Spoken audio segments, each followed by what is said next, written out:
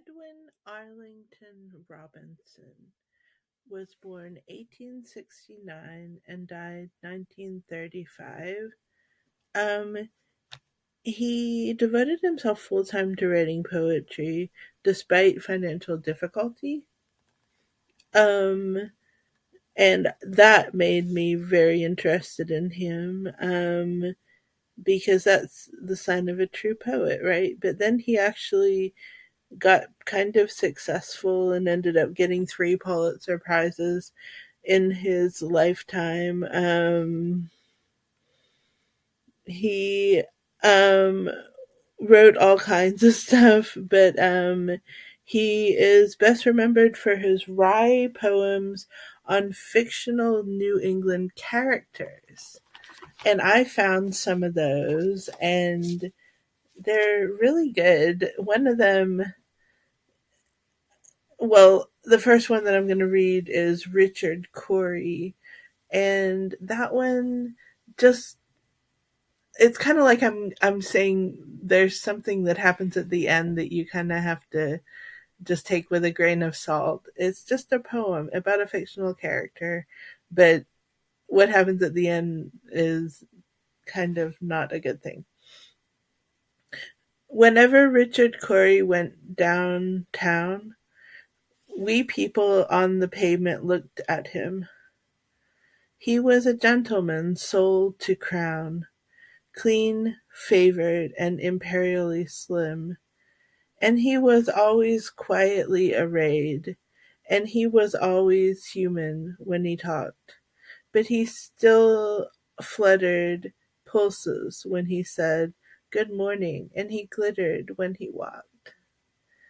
And he was rich, yes, richer than a king, and admirably schooled in every grace.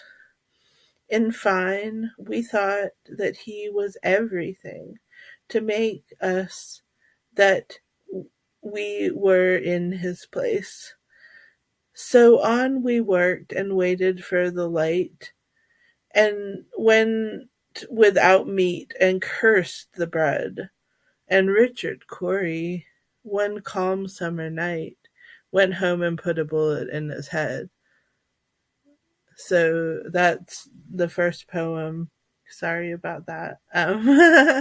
That I just thought it was a good poem despite the ending. Um, George Crabbe, I guess is his name.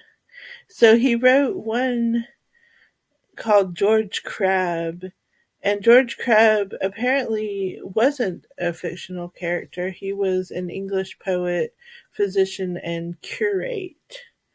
So here is a poem about a poet, by a poet, read by a poet. Give him the darkest inch your shelf allows. Hide him in lonely garrets if you will.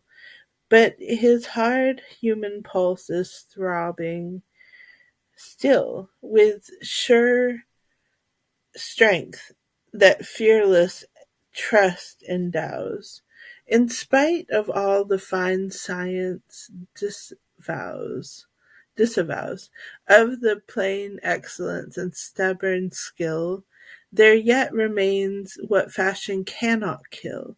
Through years have thinned the laurel from his brows.